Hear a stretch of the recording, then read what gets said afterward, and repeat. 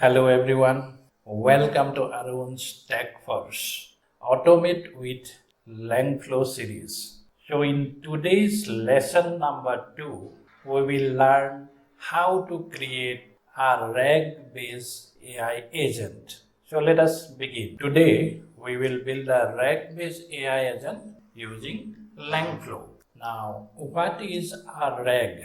RAG stands for Retrieval-Augmented Generation. It is an AI technique that combines two powerful components. So, RAG stands for Retrieval-Augmented Generation. It is a technique that combines two powerful components, retrieval and generation. Retrieval means finding the most relevant information from a knowledge source, for example, document, PDF, or a database. Next is generation, using a large language model to create a response based on both the user's question and the retrieve information. So in simple terms, RAG equals to LLM plus your private data. Now, why do we use RAG? We use RAG to make AI models more accurate, up-to-date, and domain-specific. Without RAG, LLM relies only on the training data that might be outdated or generic. With RAG, the model can access our private data or custom data. It reduces hallucination and provide context-aware response relevant to your specific use cases.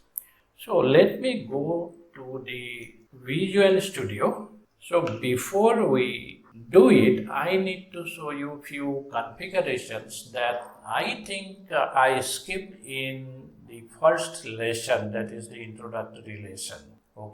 So in that tutorial, I have shown how to download Langflow from the GitHub locally and how to configure it, although I might have forgotten to show you few specific things. First of all, when you open Langflow in Visual Studio or a code editor, you can see Docker example. Inside there, you will see .env, .example.txt. You need to copy it and create a .env file. Add your Google key, OpenAI key, and create a new one. After that, another important thing is click on the Docker compose file. Here, you see there is a pull policy. So by default, it will be always, means it will, when you start this Docker compose app, it will download 15 gigs of the latest image, right? So that we do not want because we already downloaded the latest image. That is why you remove always and make it never. Next important thing is in this environment, you add your OpenAI key exactly like this. OpenAI key like this, and also your Google keys like this. Then we can just make it Google key or something like that, and you add your Google keys like that. Any other keys, if you want to use later, you have to add it here. Then save the file. Then now you can start it. How do we start it? That is, ensure that our Docker desktop is running. Next is pwd.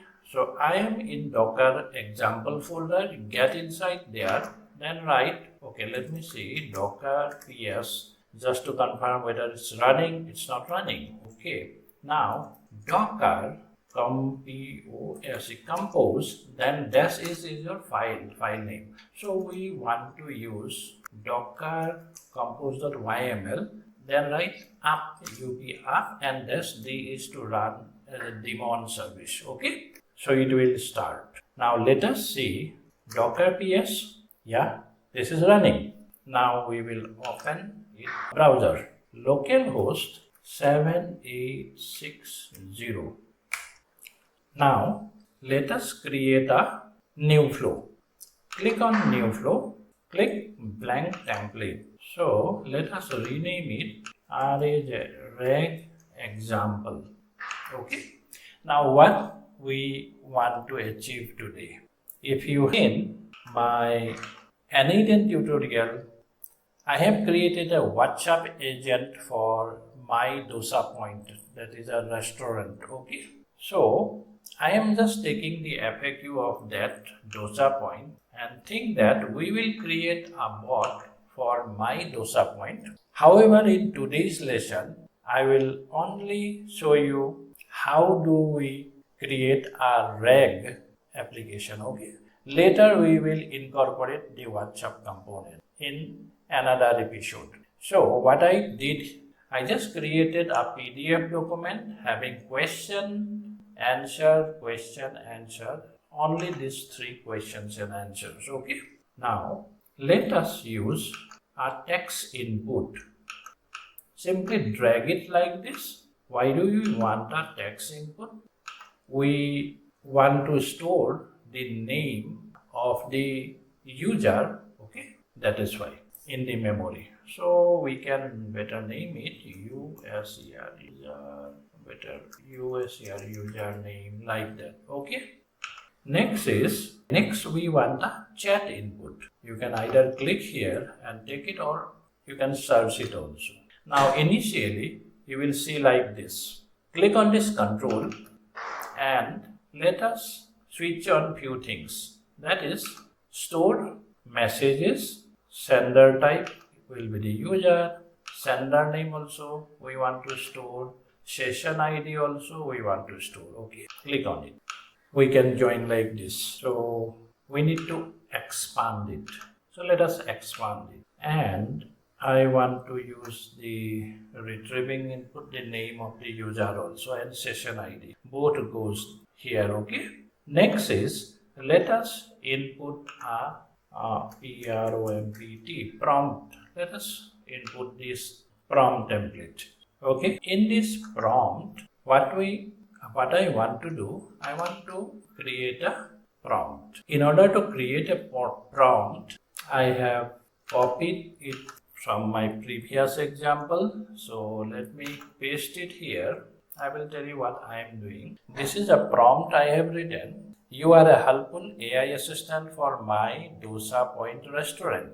Your role is to assist user only with the questions or information related to myDosapoint. Double asterisks means inside double asterisks when you write something, so it is known as bold. Okay, menu, item, services, offer, whatever is there, right? I have written like that. And there is also a guardrail. This is actually important.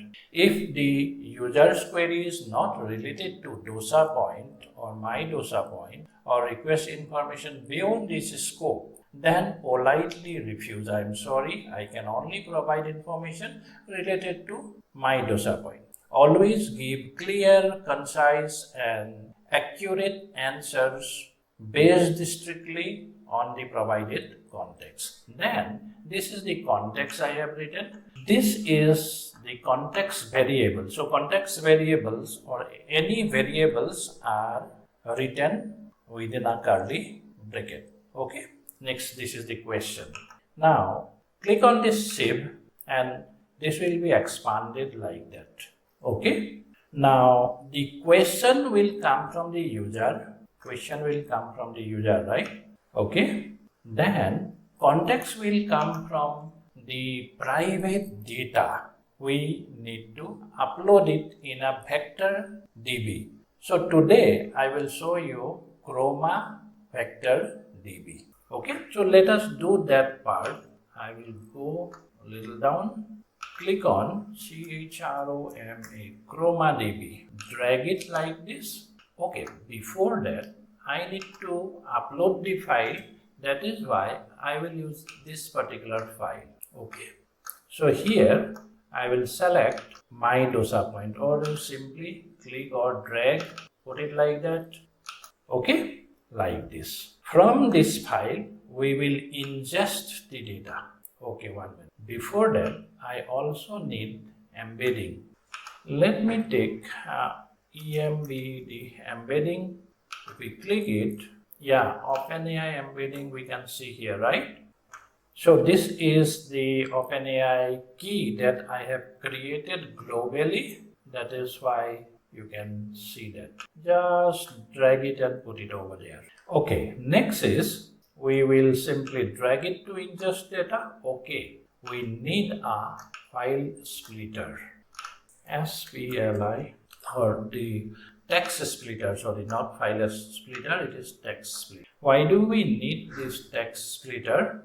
Because the PDF file can be very big, say it can have MBs of data, right? And we need to split into smaller chunks, and that chunk will be actually sent to the LLM later by using a similarity search, say cosine similarity. Okay, so that is why we need a splitter. From the file, the input will go to this splitter. Here we are chunking it, say chunk size is 1000 and the overlap will be say 200. Okay, then once we do that splitting, we can ingest it, ingest the sound. Now next thing is, let us just bring it a little bit. Now we need to add a parser. So click on it. This will be select data frame, and here you select data parser, and yeah, we will put it there. And here you remember we have created context in the prompt. So that is why we will create here context, right? Now this context we will add it in the prompt from the parse document. Okay, this is the context. So we set our local data files in the Chroma DB. We took the file, then text splitter. We use the OpenAI embedding. We sell text embedding 3 small, okay, and we set our Chroma DB. Next, we also have chosen a parser, selected data frame and data frame here, joined it, and in template we have written context, and that context goes to the prompt.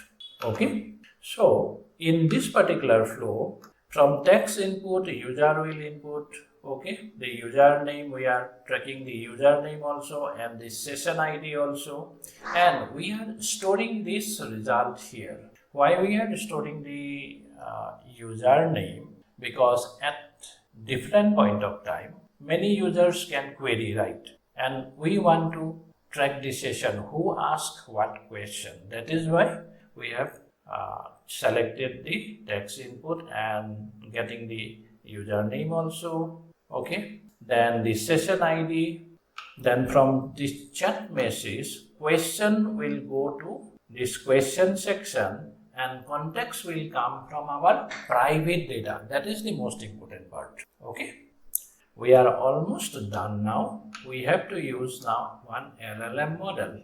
So from this model, language model, let's drag it like this. Now here, just click on it. Click on this global and you can see the global variable. Then we need to input this one, prompt to the LLM model. Okay. Now from this LLM model, we want the output, that is the chat output. Okay, I think we are done. Let's see. Yeah, let me make it a little smaller so that we can complete flow. Okay, yeah. Now let us test this one. If everything goes well, we can get answers. Let me copy it quickly. What is your opening hours? Enter. Yeah, we open from 11 a.m. to 10 p.m. 7 days a week. Okay, it added. I have not mentioned that in the guardrail. Anyway, let us try this question. Okay, good. That's what it should answer right. Anyway, and do you accept QR payment? Yes. Next, I will ask, who is Elon Musk?